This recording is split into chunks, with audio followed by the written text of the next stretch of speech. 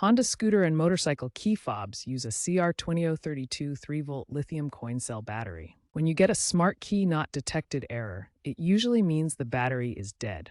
To replace it, gently pry open the fob with a flat screwdriver. Replace the battery, ensuring the positive side is up, and avoid touching the circuit board. Low battery voltage, below 2.5 volts, or extreme temperatures can cause issues.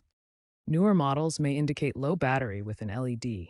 Always test the fob's range after replacement. If the fob isn't recognized after a battery change, you may need to repair it with your bike's ECU. This often involves cycling the ignition and pressing buttons, or holding the fob near the ignition switch. For the repairing process, cycle the ignition and press the required buttons, or simply hold the fob near the ignition switch. Some 2020 and newer models have app-based diagnostics via Honda Link, which can show battery status or guide you through repairing.